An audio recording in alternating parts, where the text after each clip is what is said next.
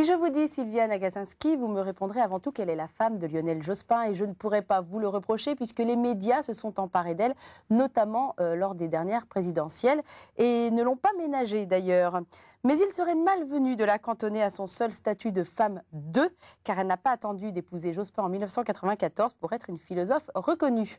Son travail porte principalement sur les rapports entre les sexes, avec tous les thèmes qui peuvent en découler, la différence sexuelle entre les hommes et les femmes, la mixité, la parité, l'iniquité, qu'elle a décliné dans divers livres comme Politique des sexes en 1998, Métaphysique des sexes en 2005 et Engagement en 2007. Sylviane Agacinski, bonjour. Bonjour. Merci de venir sur KTO.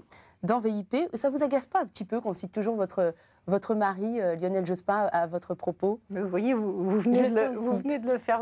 Non, en fait, je ne renie rien de ma vie privée, tout en essayant, ce qui est peut-être plus facile maintenant que ça ne l'était dans le passé, que ça n'interfère pas trop entre les deux. Pourquoi c'est plus facile maintenant? Eh bien, parce que Lionel Jospin n'est plus aux responsabilités, ça facilite les choses.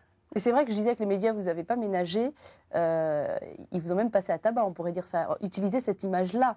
Vous voulez dire après l'élection ou avant? Les deux, non, enfin surtout après aussi.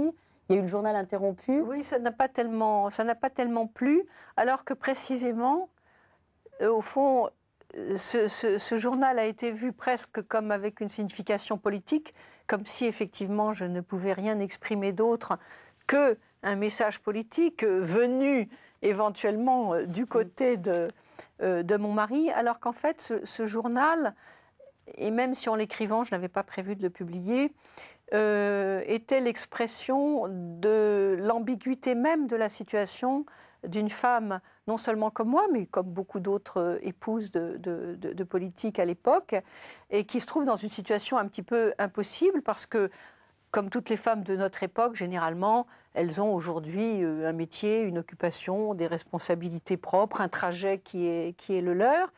Et je crois que là, c'est une très grande responsabilité, alors pour le coup, des médias, de vouloir absolument s'intéresser à ce qu'on appelle aujourd'hui d'un mot atroce les people, de les pipoliser, si je puis dire, et de s'intéresser aux épouses en tant qu'épouse. Et je crois que le monde politique est au fond aujourd'hui l'un des seuls qui fonctionne encore comme ça en partie, avec tout de même les modifications aujourd'hui, avec les femmes politiques, avec les femmes ministres, avec les femmes députées, avec les femmes maires, avec les femmes candidates au présidentiel, bien sûr.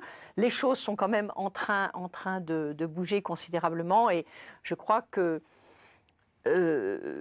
chacun, homme ou femme, commence à être vu avec son propre trajet. Donc je crois que c'est un petit peu derrière nous, mais je crois que les médias ont une responsabilité importante dans cette histoire. La pression a toujours été extrêmement forte du côté des magazines, du côté des télévisions, pour mettre la lumière sur des épouses qui n'avaient pas forcément envie de ça, en tout cas. Oui. Alors votre trajet, il a commencé dans l'Allier, où vous êtes né à la sortie de la guerre. Est-ce que, quand vous pensez à la petite fille que vous étiez, quel est le souvenir qui vous revient? Quel genre de petite fille étiez-vous? J'allais dire, mais ça pourrait paraître prétentieux, j'étais une petite fille extrêmeur sage. M'occupant beaucoup toute seule avec une sœur, jouant aussi avec ma sœur aînée, ma sœur aînée qui n'a pas tout à fait 2 ans, oui, de différence avec moi, très tranquille, très calme, avec un assez grand goût pour la solitude et qui s'est dissipée à l'adolescence, au lycée, mais qui était plutôt intérieure, avec un goût pour la nature, pour la musique. Petite fille assez réservée, je dirais. Qui avait quel rêve pour plus tard, pour quand elle serait grande? J'ai eu tellement de rêves différents.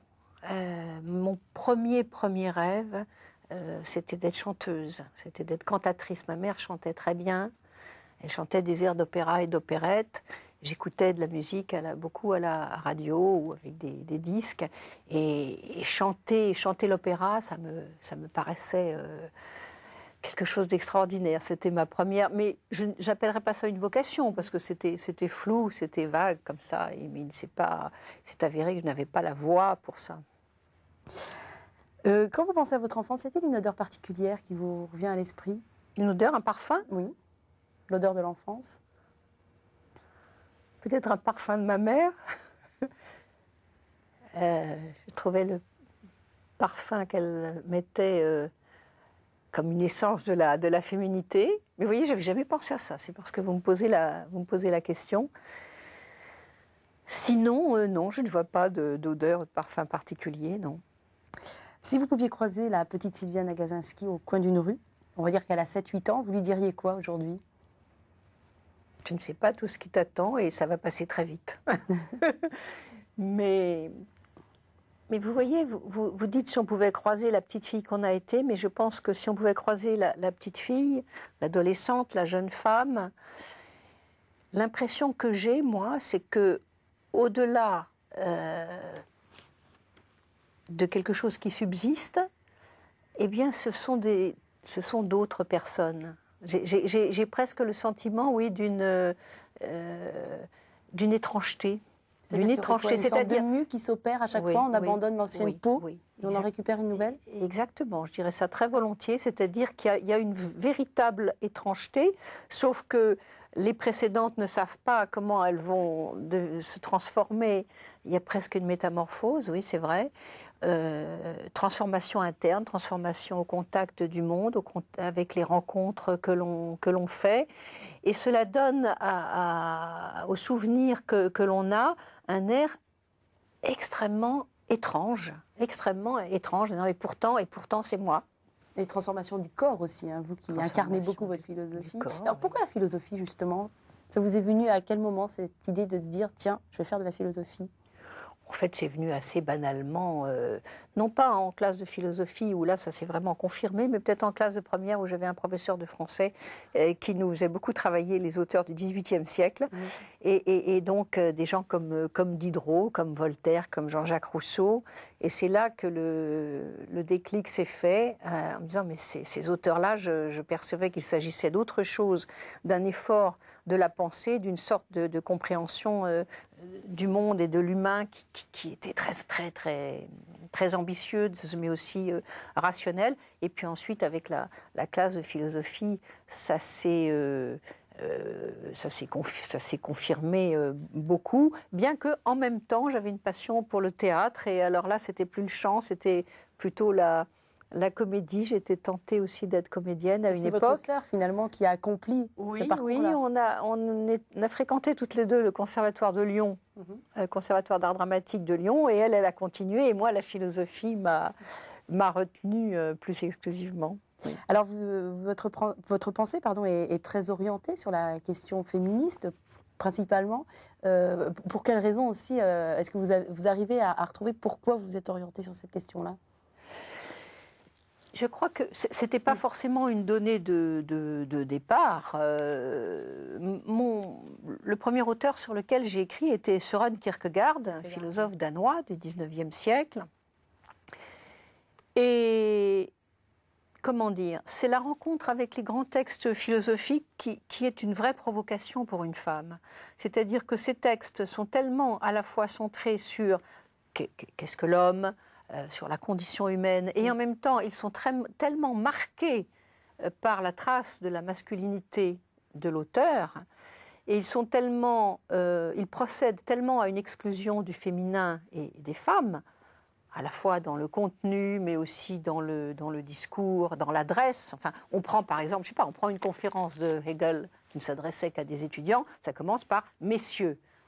On n'est pas dit, ah ben bon, maintenant, mais on ne fait pas trop attention à ça. On se dit, bon, bah, dans le temps, ça s'adressait aux garçons, depuis Platon jusqu'à Hegel. Et en réalité, on s'aperçoit que ce n'est pas simplement sociologique, ce n'est pas simplement une condition des hommes et des femmes de l'époque, c'est dans le discours même, on a un point de vue qui n'est pas le point de vue de l'universel, comme on le croit ou comme il s'exprime lui-même, mais qui est un point de vue situé, qui est un point de vue masculin. Et donc cette espèce d'androcentrisme, donc de regard masculin et de centré sur le masculin comme si c'était la totalité de l'humanité, crée une espèce de sentiment d'exclusion qui fait question. surtout au niveau même des concepts, où on vous dit par exemple l'activité est masculine, la féminité est passive, mais inversement, la passivité est marquée du féminin, l'activité du masculin. Donc si vous voulez, au niveau des concepts, on a sans arrêt ce qu'on pourrait appeler une conversion des concepts classiques en polarité sexuelle. Actif, passif, le haut et le bas.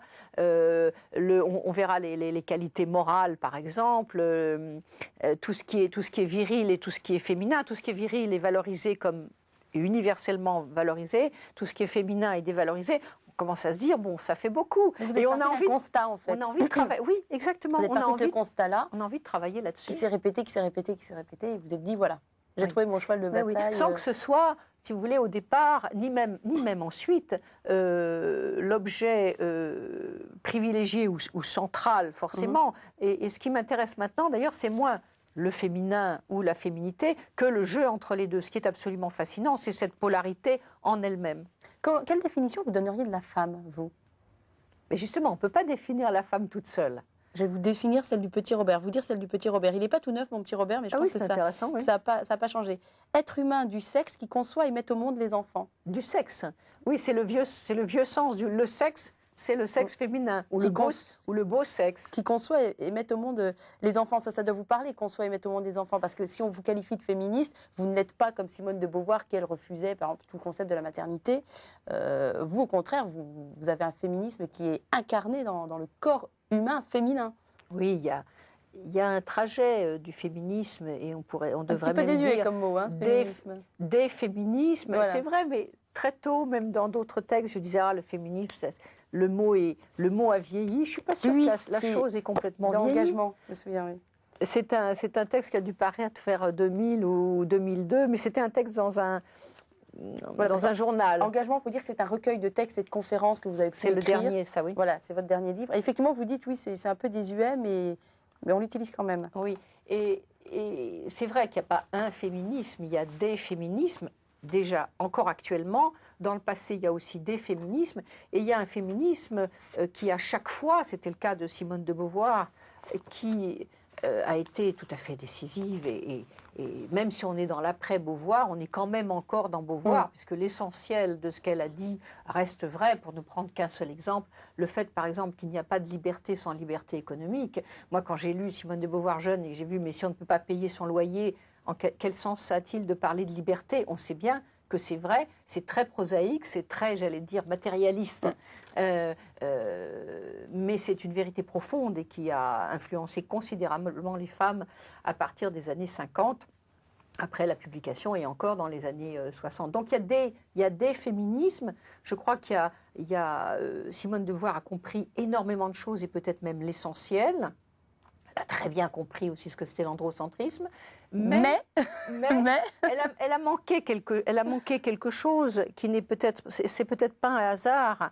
C'est-à-dire que son souci principal était que les femmes entrent dans le monde tel qu'il était. Et ce monde tel qu'il était un monde d'hommes. Alors, est-ce que ça veut dire que la femme devait se transformer en homme, quelque part, adopter les attitudes d'un homme? Oui, mais en plus, c'était vrai. C'est pas seulement les attitudes, c'est, au fond, s'adapter au monde masculin et en adopter d'une certaine manière les valeurs essentielles. Ensuite, Simone de Beauvoir elle-même, dans les années 70, a été beaucoup plus ouverte à d'autres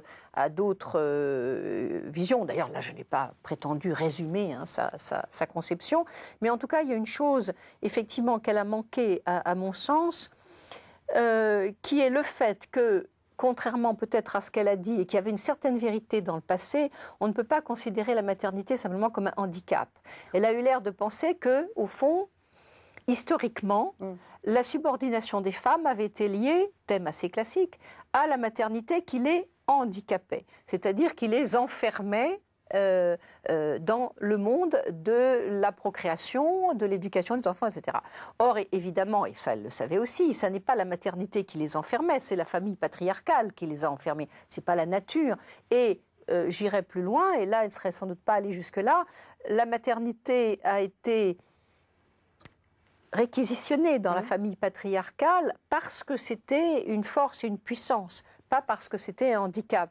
Pour Simone de Beauvoir, la maternité nous tire vers le corps est quelque chose de charnel qui est dépourvu de sens, qui est dépourvu de conscience, enfin qui nous tire vers, au fond, une certaine animalité, disons-le. Alors qu'en réalité, si les femmes ont été l'objet d'une sorte de privatisation patriarcale qui les a réduites à la procréation et à une éducation limitée, d'ailleurs, des enfants, c'est précisément parce que c'était une puissance, et comme le dit Françoise Héritier, l'anthropologue, professeur au Collège de France, c'est cette puissance même que les hommes ont voulu s'approprier. Donc ce n'était pas un handicap, c'était bien une puissance. Et aujourd'hui, à une époque où il existe à la fois la contraception, l'avortement, la liberté économique des femmes, lorsqu'elle est possible, et la vie est difficile pour les femmes aujourd'hui, mais en gros, dans nos sociétés où ces libertés sont acquises, eh bien, la maternité se manifeste à nouveau comme un pouvoir, une puissance, et moi j'ajouterais même un bonheur et une puissance, et une jouissance, si vous voulez. C'est la maternité, elle est quand même dans la continuité avec l'existence charnelle, et c'est quelque chose d'intense, c'est quelque chose de fort, et c'est pas juste animal, puisqu'aujourd'hui les femmes qui sont, qui ont accès à toute forme de...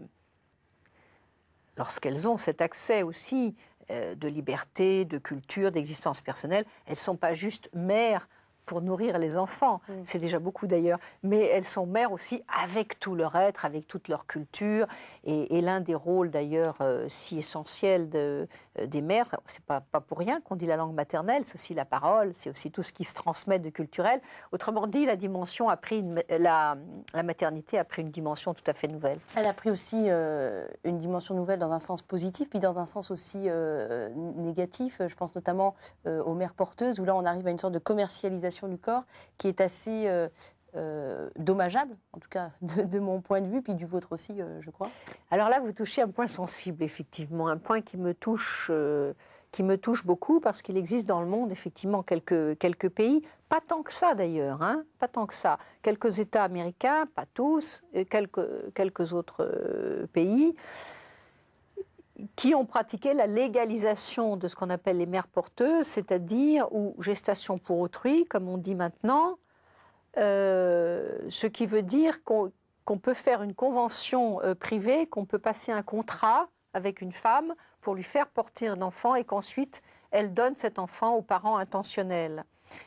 Et elle devient la mère porteuse, gestatrice, soit par insémination artificielle, avec donneur ou père intentionnel donneur, soit par transfert d'embryon. On fabrique un embryon en laboratoire, on le transfère. Bon. Alors, je passe sur la dimension un peu vétérinaire de ces opérations, parce qu'on me dirait, non, c'est la technique, c'est la modernité, très bien, mais c'est cette modernité technique qui permet, à mon sens, de manière tout à fait redoutable, régressive et je dirais aliénante, de refaire du corps féminin un outil. C'est-à-dire de refaire du corps féminin... Un utérus sur pattes. Un instrument, oui, c'est ça. Un instrument, alors que les femmes ont libéré leur existence et leur corps. Rappelez-vous, les années 70, notre corps nous-mêmes. Ça veut dire quelque chose, notre corps nous-mêmes. C'est pas, comme on le dit parfois, mon corps est ma propriété. Parce que la propriété, ça peut être une maison ou un frigidaire ou une voiture. Notre corps, c'est pas du tout une propriété en ce sens. C'est vraiment notre être. Nous sommes, comme disait le philosophe Merleau-Ponty, je suis mon corps. Je n'ai pas un corps comme je peux avoir un objet dans la main. Je ne suis pas un objet pour moi-même. Alors la pratique ou la légalisation des mères porteuses, c'est refaire du corps de la femme, ne serait-ce que pour 9 mois, un objet. Et cette choséification du corps permet d'en faire une marchandise, et je trouve ça tout à fait redoutable, et je trouve que c'est une façon extrêmement... c'est un énorme danger pour les femmes. Est-ce qu'au nom du désir, des fois irrationnel, d'avoir un enfant pour un couple qui ne peut pas en avoir, on peut tout accepter pour autant, quoi. Oui, et qui touche, si vous voulez, à un principe fondamental du droit français, qui est le fait que le corps n'est pas un bien patrimonial. C'est-à-dire, effectivement, je ne peux pas vendre mon organe, un organe, je ne peux pas vendre mon sang, je peux le donner.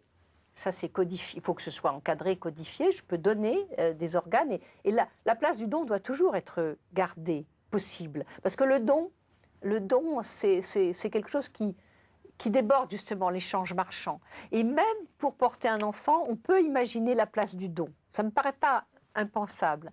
En revanche, le corps comme marchandise, faire que le corps ou une partie du corps ou 9 mois de gestation, c'est pas rien. La gestation, c'est pas juste des cheveux, des dents ou des choses. Vous avez eu un fils, donc vous y êtes passé.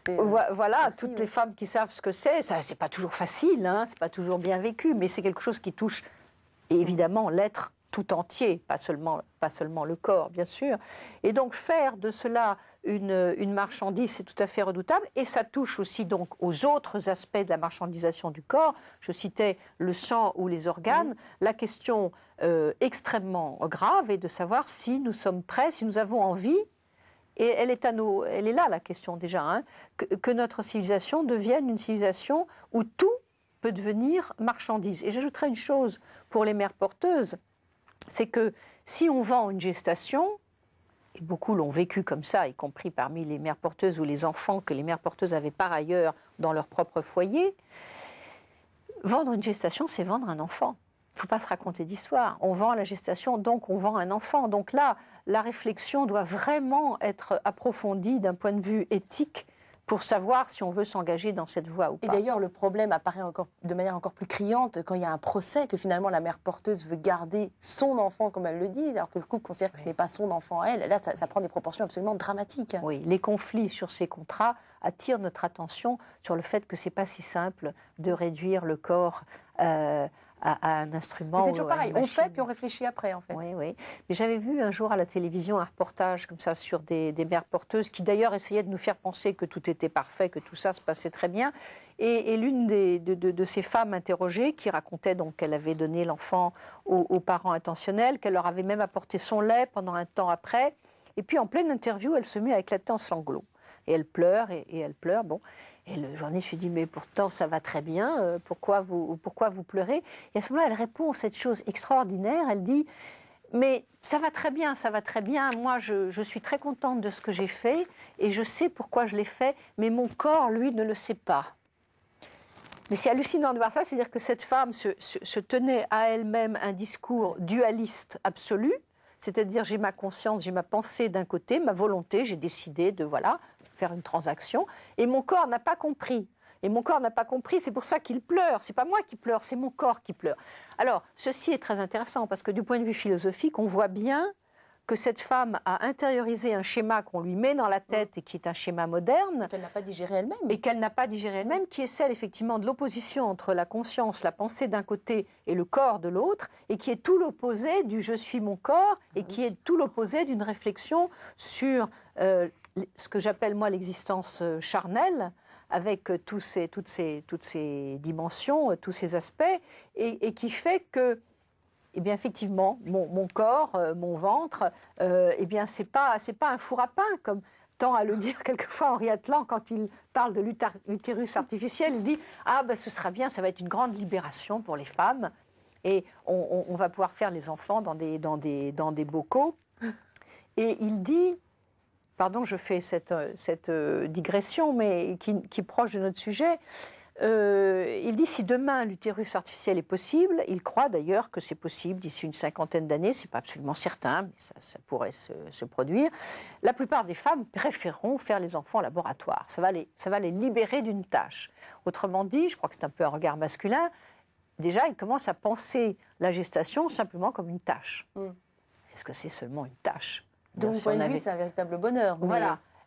Mais c'est un bonheur, il y a des fardeaux qui sont des bonheurs, après tout. En tout cas, ça a du sens. Je veux dire, ça a un sens profond. Ça a un sens qui a rapport avec l'érotisme. Ça a un sens qui va à rapport avec l'autre. On ne fait pas un enfant tout seul. Il y a quelqu'un d'autre qui vous donne un enfant, d'une certaine manière, et à qui on le donne. Et surtout, il y a un accueil charnel. Je veux dire, porter un enfant, on peut le vivre mal d'ailleurs, hein, parce qu'il suffit, oui, c'est vrai évidemment, il y a tout un tas de cas, mais c'est lié à une histoire.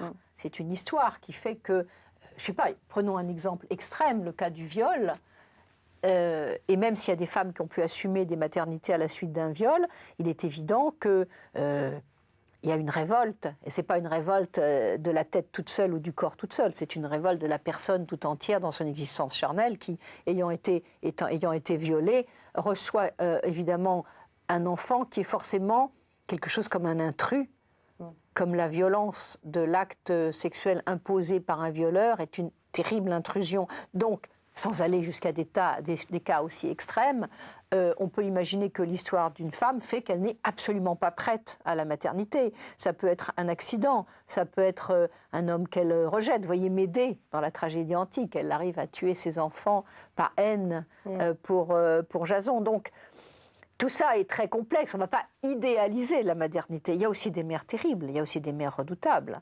Il y a un pouvoir maternel qui peut s'exercer dans la violence, on le sait bien. Donc le problème n'est pas d'idéaliser, mais simplement de voir à travers ces exemples, à travers ces cas et à travers le fantasme de l'externalisation, comme on dit, de la gestation, ce qui fait qu'en fait, elle est quelque chose de très intime, de très charnel, qui met en cause toute l'existence. Et dire qu'on préférerait forcément faire des enfants dans un utérus artificiel, c'est ce que dit Henri Atlan, il dit c'est un peu comme les gens qui... Il y a quelques femmes qui continueraient à faire les enfants, un peu comme des gens qui continuent à faire du pain chez eux, dans un four à pain à la maison. Alors, survivance de vieilles choses. Alors, non, je prends juste cet exemple qu'il dit avec un certain humour, parce qu'au fond, c'est faire comme si le corps féminin était un four à pain. Ça dévoile quelque chose de cet imaginaire masculin techno-scientifique, en plus qui aimerait bien peut-être, je ne parle pas d'Henri Atlan ici, mais qui aimerait bien peut-être faire sortir ce mystère de la naissance, du lieu où il se trouve ordinairement. Alors que c'est ce qui en fait toute la beauté aussi. Oui. Je voudrais qu'on parle du mot parité, pas que du mot d'ailleurs, du concept de la parité. Et quand j'ai réfléchi à ça, la première chose à laquelle j'ai pensé, c'est, vous savez, c'est la journée du 8 mars, qui est une journée pour la femme. Et régulièrement, on se dit, mais pourquoi une journée pour la femme? Et pourquoi y a-t-il besoin de ça? Il faudrait ne pas en avoir besoin. Et pourquoi pas une journée de l'homme? J'imagine que vous, forcément, ça vous interpelle aussi, cette journée du 8 mars. Oui, c'est vrai, de la journée des femmes, votre remarque est juste. Et c'est vrai aussi de la parité. Et on se dit aussi que la parité, comme mesure, au fond, pour inciter les partis politiques à présenter autant de femmes que d'hommes, parce que c'était ça la question de la parité, n'est-ce pas? On était dans une égalité d'un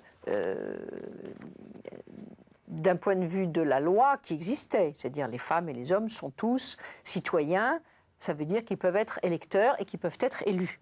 La loi, donc, établissait l'égalité entre les hommes et les femmes, ce qui faisait dire à certains qu'on avait besoin de rien d'autre.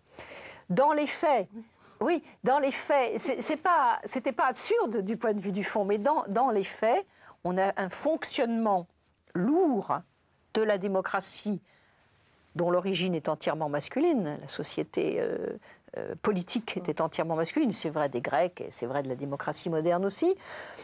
Et donc, on avait une lourde machine politique qui continuait de fonctionner de manière androcentrée, avec ce que j'appellerais volontiers une discrimination positive à l'égard des hommes qui occupaient le terrain, pourrait-on dire, qui n'avaient pas envie de lâcher. C'est vrai, pour faire entrer les femmes dans la vie politique, il fallait bien créer un équilibre, leur laisser des places.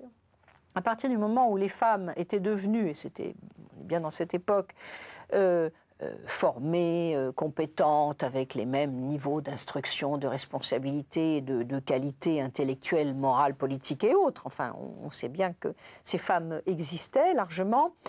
Il fallait corriger ce fonctionnement des partis politiques de façon à ce que les candidats soient hommes et femmes et que, au final, prenons l'exemple de l'Assemblée nationale, ce serait vrai dans d'autres cas, bien sûr, de la vie politique, au final, on est quelque chose d'un peu équilibré, qu'on ait une nation faite d'hommes et de femmes et que donc une représentation nationale, comme le dit notre Constitution, une représentation nationale qui soit faite d'hommes et de femmes. Comme ce n'était pas du tout le cas, pensez aux années 90, où il y avait plus de 95% d'hommes à l'Assemblée nationale, il y avait ce que j'appellerais un monopole de fait, un monopole masculin du pouvoir politique. C'est contraire, d'une certaine manière, non pas à ce que disait la Constitution, mais c'est contraire à l'exercice normal de la souveraineté nationale, puisqu'on a une nation qui est grosso modo 50-50, enfin moitié homme, moitié femme, un petit peu plus de femmes.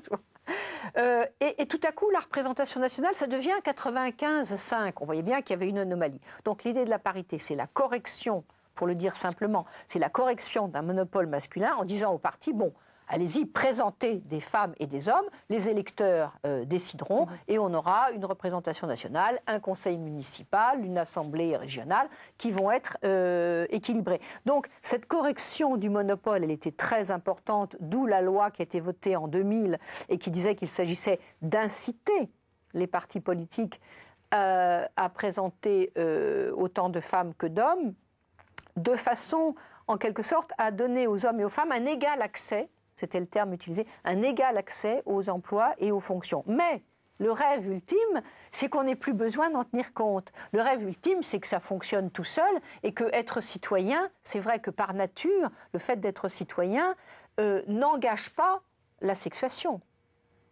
Il y a des citoyens et des citoyennes. En revanche, qu'il y ait des hommes et des femmes, pourquoi c'est important? Alors on me dit parfois, ah, vous essentialisez, vous faites comme si les hommes et les femmes étaient d'essence différentes et que... J'ai dit non, c'est pas ça.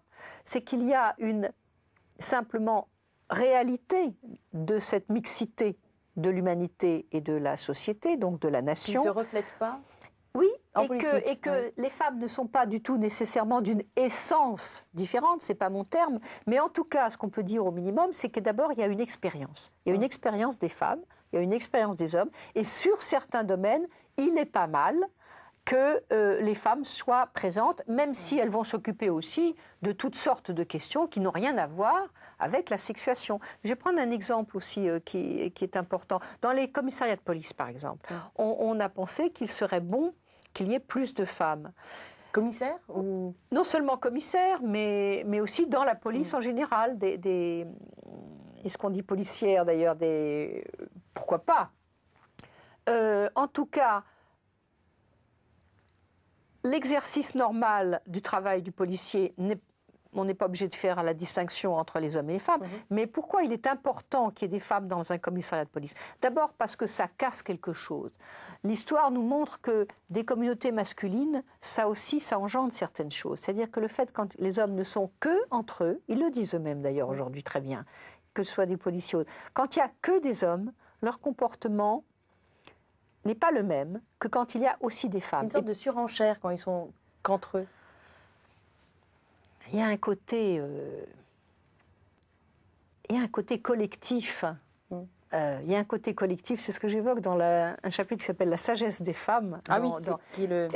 Il y a une passion masculine du groupe que je n'ai pas longuement analysée, mais il y a quelque chose qui se produit entre hommes, hein, que la mixité brise. Ce qui n'interdit pas qu'il y ait des lieux qui soient exclusivement masculins ou exclusivement féminins, bien entendu. Mais pour finir sur le commissariat de police, prenez le cas, par exemple, des femmes qui viennent se plaindre de violences conjugales ou de viol. Eh bien, les conditions de leur écoute dans un commissariat sont très différentes selon qu'elles ont affaire à des femmes ou à des hommes. Je crois que c'est très important. Elles se sentent plus peut-être écoutées en sécurité. Mais bien sûr. En tout cas, vous parliez, oui, d'un chapitre sur la sagesse. Finalement, pour vous, l'incarnation de la sagesse serait féminine? Non. Non, non, je l'ai mal compris alors. Non, j'essaie d'examiner une histoire de la sagesse qui, alors là, on le voit bien dans la philosophie, est un concept qu'on attribuait qu'aux hommes. Je veux dire, dans l'Antiquité grecque et romaine, seul un homme pouvait être sage, au sens philosophique du terme. Les femmes incarnaient parmi les êtres humains ceux qui sont les plus passionnés. La colère, la passion amoureuse, la jalousie. Bon, les femmes incarnent une certaine... Je ne vais pas passer en revue toute l'histoire, mais une certaine non-maîtrise d'elle-même, des mesures contraires à la sagesse. Mais en même temps, il y a aussi dans... alors, aujourd'hui, le questionnement, mais je ne peux pas le développer maintenant, bien sûr, mon questionnement est aussi qu'il faudrait plutôt examiner les passions masculines, les passions féminines, et peut-être des formes de sagesse qui sont à la fois mixtes et parfois plus du côté des hommes ou du côté des femmes. Mais là, encore une fois, je ne voudrais pas essentialiser la chose. C'est l'objet d'un prochain livre, ça, alors? Peut-être pas sur cette question-là, mais bon. Alors, il y a un livre dont on n'a pas parlé, Métaphysique des sexes, qui ressort, en fait. Hein. Qui est sorti en même temps que Engagement. Voilà. Parce qu'Engagement, je parle effectivement femmes et hommes dans la vie politique, je parle beaucoup du corps sexué, des questions qui touchent ce que j'appelais tout à l'heure l'existence charnelle et le corps sexué. Et ça, je tiens beaucoup à ce livre qui vient de sortir donc en même temps dans la collection Point Poche, parce que ça, c'est un travail d'assez longue haleine, enfin relativement. Gros travail de recherche. De plusieurs années de recherche que j'avais conduite à l'école des hautes études en sciences sociales sur la place du masculin et du féminin dans le christianisme ancien, c'est-à-dire vraiment chez les pères de l'Église. Voilà. Comment ça s'installe. Et voilà, il commence à forger la subordination sociale du sexe faible, du second sexe, comme on dit encore. Hein. Oui. Comme on dit encore. On dit parfois encore. Et c'est intéressant parce que ces auteurs sont absolument passionnants. D'abord, il y a des auteurs qui ont joué un rôle considérable dans l'histoire du christianisme, évidemment Saint Paul. Il y a des philosophes qui ont joué un rôle considérable dans l'histoire de la pensée, Saint Augustin. Donc, entre Saint Paul, 1er siècle, et Saint Augustin, 4e siècle, il y a des tas d'auteurs absolument passionnants, étonnants, de Tertullien, Grégoire de Nice, qui sont de très grands auteurs et qui nous révèlent l'extraordinaire, alors moi j'ai essayé de simplifier parfois, mais l'extraordinaire complexité du rapport à la femme, l'extraordinaire ambivalence du rapport à la femme, qui est celle qui donne la vie et celle qui donne la mort. Et c'est-à-dire qu'en donnant la vie, elle donne la mort. Et ce qui est intéressant aussi, c'est de voir le rôle fondamental de l'interprétation des textes. Prenez la Genèse, Adam et Ève. Bon, ça, c'est quelque chose qu'on a tous. Au fond, ça fait partie de notre patrimoine, j'allais dire, de notre paysage mental, tellement ce sont des mythes forts, profonds, qui sont ceux du judaïsme, qui sont ceux aussi du christianisme. Et vous prenez l'histoire d'Adam et Ève, dans la création de l'homme et de la femme, et vous voyez l'extraordinaire richesse d'interprétation, avec certaines qui ont dominé et qui, je crois, sont allées dans le sens d'une subordination des femmes, avec aussi la possibilité d'une autre interprétation. Prenons l'exemple justement de la création d'Adam. Lorsque Dieu crée Adam, le premier texte de la Genèse dit « il le fit mâle et femelle », il les fit. Donc là, on a une sorte d'égalité, je dirais ontologique et théologique. Dieu crée simultanément l'homme et la femme. Et puis il y a le deuxième récit, où là c'est très différent. Adam existe déjà. Il faut une compagne. Dieu dit « ah, il est tout seul, c'est pas bien, faisons-lui une aide qui lui soit assortie ». Et à ce moment-là, du corps d'Adam, il crée Ève de ce morceau de chair, du corps, du côté, de la côte, mais aussi du côté d'Adam.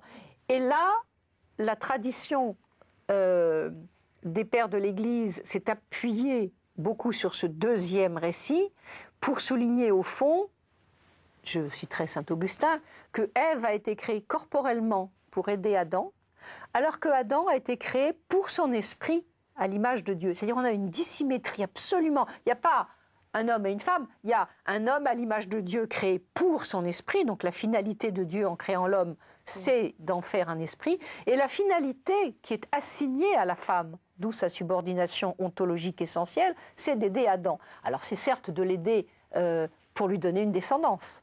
Elle est quand même, comme dit Augustin, elle est l'auxiliaire. Et ça, c'est quelque chose de tenace. Alors que quand on va lire la Bible, et notamment tous les passages avec Jésus, il donne à la femme une place qui, à mon sens, est première. Oui, mais bien sûr, parce que le christianisme, c'est en fait quelque chose non seulement d'énorme, mais de très diversifié. Non seulement il y a les évangiles, et puis ensuite il y a la théologie. Donc il y a effectivement une grande différence entre la place des femmes dans les évangiles avec Jésus qui s'adresse aux femmes, qui d'ailleurs étonne pas mal les disciples qui sont un peu étonnés finalement de cette... les disciples sont nettement plus machistes que Jésus. Que Jésus qui est très ouvert à la gente féminine. Et puis il y a des grands textes aussi qui sont très différents. Par exemple, prenez la différence entre l'évangile et la théologie, mais même entre l'évangile et l'Apocalypse. Vous avez un christianisme complètement différent. Vous avez dans un cas un christianisme de l'individu, du salut individuel, et c'est celui des évangiles. Et puis dans celui de l'Apocalypse, de Saint Jean de Patmos, qui n'est pas le même Saint Jean, manifestement, que Saint Jean l'évangéliste, vous avez un christianisme de la vie, un peu pas manichéiste, mais enfin de la victoire de l'Église qui écrase les impies, les pécheurs, qui est un christianisme beaucoup plus violent, beaucoup plus collectif, et je dirais plus politique aussi. Donc le christianisme, c'est quelque chose de formidablement différencié, et sans même parler de l'évolution historique.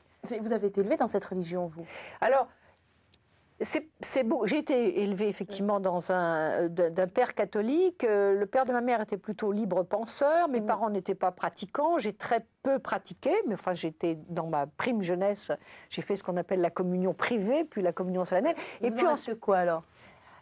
Non, ma vraie culture chrétienne est venue après. C'est-à-dire que l'éducation religieuse que j'ai pu recevoir enfant était extrêmement sommaire. Le catéchisme à l'époque, je pense que ça a peut-être changé ça, était assez peu spirituel. C'était vraiment des choses élémentaires qui n'étaient pas... Enfin, j'ai pas eu à l'époque... Je pense même que j'étais frustrée de quelque chose qui aurait pu être élevé et qui ne m'a pas été transmis. Parce que ça ne faisait pas appel à votre intériorité peut-être? Ça ne faisait pas assez appel à la spiritualité. Alors que les enfants en sont tout à fait capables. C'était trop moral et cultuel. Oui. On apprenait des trucs, je ne sais pas, les vêtements des prêtres. Et c'est par mes lectures, celles de philosophes comme Kierkegaard, le retour, la lecture des évangiles, la lecture de la Bible, la lecture des philosophes, la lecture de Saint-Augustin, où là j'ai vu la profondeur de cette pensée. J'étais sensible à sa beauté poétique, mais j'ai vu la profondeur. Et alors aujourd'hui, en lisant Kierkegaard, mais en lisant d'autres auteurs aussi, ce qui m'intéresse dans cette pensée, c'est quelque chose qui nous permet un peu de résister à une forme de modernité. Je laisse de côté les aspects moraux qui m'intéressent moins, moraux au sens, je ne sais pas, morale sexuelle ou choses de ce genre, mais l'aspect moral qui m'intéresse plus, ce serait quelque chose qui touche par exemple à l'humilité et l'orgueil. Augustin dit une chose très belle, il dit « l'humilité nous élève et l'orgueil nous rabaisse ». Ça, c'est des choses extrêmement profondes. Si vous voulez, ce à quoi je suis sensible, c'est au rapport extrêmement étroit entre l'histoire de la pensée philosophique occidentale et l'histoire du christianisme, et comment, chez les plus grands penseurs chrétiens, ceci a donné quelque chose de très fécond intellectuellement. Alors justement, on est sur le plan intellectuel, mais sur le plan de la foi, est-ce que vous avez la foi? Est-ce que vous vous considérez comme croyante, ou c'est plutôt tout le côté intellectuel qui vous intéresse? Si vous voulez, est-ce que c'est vraiment ça l'opposition qui compte? Si on me demande brutalement si j'ai la foi, je dirais non. Parce que je ne me sens ni croyante, je n'ai pas l'espérance. Si les gens qui ont la foi, ils doivent avoir l'espérance, et l'espérance d'une transcendance, d'un au-delà, etc., d'un salut. Donc, en ce sens-là, je n'ai pas la foi.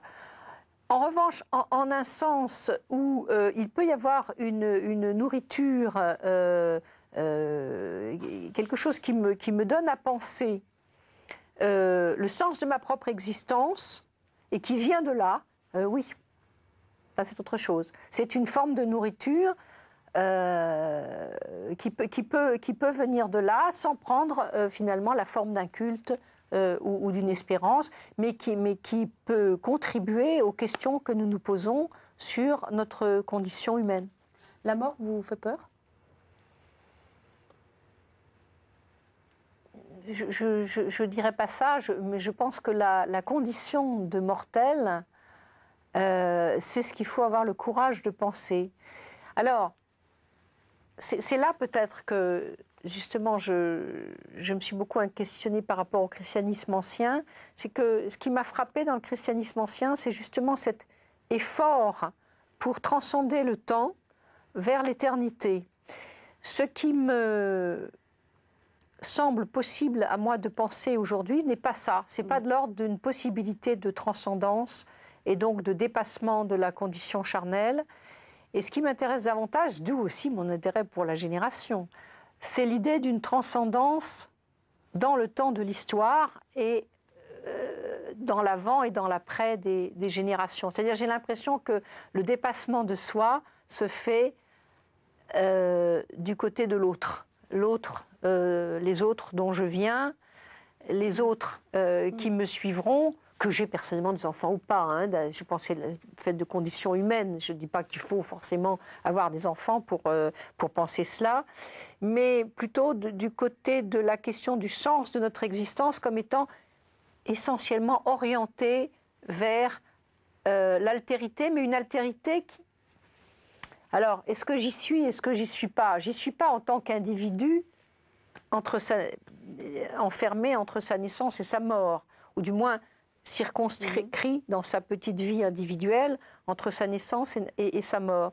Mais peut-être que j'y suis au-delà de cette petite individualité, peut-être qu'il y a une transcendance de ce côté-là. Lorsqu'un philosophe, qui n'est pas chrétien d'ailleurs, qui est Emmanuel Lévinas, dit « je suis mon fils », en essayant de penser justement à la paternité, il décrit quelque chose qui est que mon être ne se limite pas à l'existence personnelle, étroite, individuelle, mais effectivement, je suis mon fils, mais je suis aussi, même si c'est obscur, le fruit de ceux qui viennent avant. Et ça, je trouve que c'est extrêmement important de penser cette dimension, alors qu'il y aurait dans une des orientations du christianisme trop de passion pour mon propre salut individuel. Ah, si je pouvais, je me suis beaucoup intéressée à la résurrection des morts parce que c'est une chose tellement fascinante dans Métaphysique des sexes. Le rêve que moi, petit individu, mais évidemment c'est beau aussi, mais petit individu, je pourrais revivre éternellement dans un corps. Bon, c'est un rêve.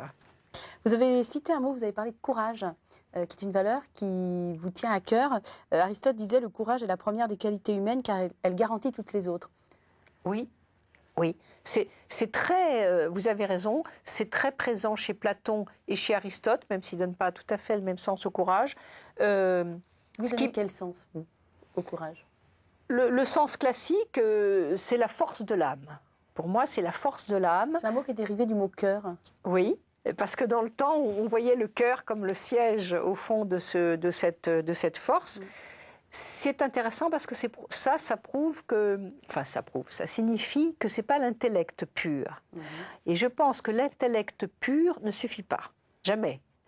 Et que le courage, effectivement, c'est cette force sans laquelle rien des autres facultés ou qualités ne pourrait vraiment s'exercer. Donc ça peut être la force de l'âme face à l'adversité. Une noblesse d'âme, quelque part. Oui, alors par exemple, le courage au sens de l'endurance, de la patience face à l'adversité qu'on rencontre, c'est-à-dire ne pas se laisser abattre, comme on dit, et ne pas se laisser abattre non seulement pour soi, mais pour les autres, c'est-à-dire tenir le coup, tenir pour soi, tenir pour l'autre qui est à côté, que ce soit les enfants, les autres, tout ce qui nous entoure, tenir pour soi, tenir pour les autres, et puis bien sûr ce courage sans lequel l'intelligence aussi pourrait flancher, par exemple le courage de ses opinions, on dit parfois, le courage de défendre une vérité que tout le monde combat. Ou ce qu'on croit être une vérité que tout le monde combat. On voit bien que sans ce courage, l'intellectuel peut conduire à la lâcheté. L'intellectuel, enfin le pouvoir intellectuel, je veux dire par là la faculté, les facultés de l'intellect, je dirais l'intellect pur, si ça ne s'accompagne pas d'une âme courageuse, ça ne suffit pas. Oui. Qui incarne le mieux cette valeur à vos yeux ? Comme personne? Oui, personne qu'on pourrait connaître ou qui est dans votre entourage. Cette valeur du courage. Et qui éventuellement vous sert d'exemple, de modèle. Alors, vous savez, je ne pense pas que le courage soit jamais une chose acquise une fois pour toutes. C'est-à-dire qu'il faut être courageux à chaque instant, tout le temps, et parfois on l'est, parfois on ne l'est pas. Ce qui est important dans le courage aussi, je ne crois pas que ce soit une qualité dont on puisse dire... que quelqu'un l'a à tout jamais. On se montre courageux dans une circonstance. C'est même à tel point, moi je me suis souvent demandé, et je sais que beaucoup de gens se sont demandé, est-ce que j'aurais été courageux dans telle circonstance? Il y a des moments historiques, par exemple, et on n'en sait rien, et on ne peut pas le savoir si on n'est pas confronté. Alors des fois, dans des petites expériences, on dit, ah oui, là, effectivement, j'ai été courageuse, on est content, mais on ne sait pas, on ne sait pas, il faut faire l'épreuve pour savoir si on est courageux. Alors philosophiquement, je pense au courage de Socrate, effectivement, qui soutient et qui ne renonce pas à ce qu'il a à dire au risque de sa vie. Le courage politique, c'est très important aussi. C'est le courage, même quand on est parfois minoritaire ou quand quelque chose ne plaît pas. Il faut aller jusqu'au bout du courage. Mais est-ce que je ferais une incarnation, le courage incarné? Non, je ne suis pas sûre que ça existe vraiment. Il y a des actes courageux. Alors, 2 questions pour terminer l'émission. S'il y avait quelque chose d'absolument essentiel à comprendre de votre existence, qu'est-ce que ce serait? De mon existence à moi, personnellement? Oui, de votre vie, voilà. Vraiment, pour bien vous saisir, qu'est-ce qu'il faut qu'on comprenne de vous? Ou alors, qu'est-ce qu'il faudrait qu'on retienne de cette émission, par exemple, pour être sûr de ne pas être passé à côté de vous? Oh, mais c'est très difficile ce que vous me demandez là. C'est très, très difficile. Vous savez, les journalistes arrivent avec leurs questions, vous arrivez avec vos réponses. Faites ce que vous voulez de ma question. Non, mais cela dit, les questions difficiles sont des questions qui vous sollicitent, mais qui sont troublantes. Je pense que dans mon itinéraire, ce vers quoi on va quand on essaye de réfléchir tout à fait modestement, c'est précisément de dépasser sa petite personne. C'est de relativiser l'importance de sa petite, entre guillemets, individualité pour mieux partager quelque chose de la condition commune, d'essayer de comprendre mieux quelque chose de la condition commune. Et sur le sujet que vous évoquiez comme un sujet sur lequel je travaille depuis pas mal d'années, c'est plutôt les hommes et les femmes, ou plutôt les hommes et les femmes, le masculin et le féminin, c'est plutôt la différence qui m'intéresse. Donc comprendre la différence, le jeu de la différence, et donc des différences entre nous tous, et quelque chose comme la conscience du mystère de l'autre sexe, l'autre d'une autre culture, une autre femme aussi, parce que c'est l'altérité dans l'individualité. Chaque personne est singulière, c'est quelque chose qui me frappe toujours, mais qui nous frappe au fond depuis la naissance, qui est que chaque personne est unique. Et donc le mystère de ça, c'est une chose alors qui me tiendrait à cœur, oui, le mystère de la singularité, le mystère de l'autre, et de lui conserver ce mystère, de ne pas vouloir qu'il soit transparent, au fond, peut-être. Qu'est-ce qu'on peut vous souhaiter pour la suite, Sylviana Gazinski? Je ne sais pas, beaucoup de temps encore pour travailler, pour rencontrer beaucoup de gens mystérieux, beaucoup d'autres, je ne sais pas. D'accord, je vous souhaite encore beaucoup de beaux mystères dans votre vie alors. Est-ce que ça vous convient comme ça? Merci, oui, pas mal. Je vous remercie beaucoup d'être venu discuter avec nous dans VIP et puis plein de mystères alors. À très bientôt. Merci. Au revoir. Au revoir.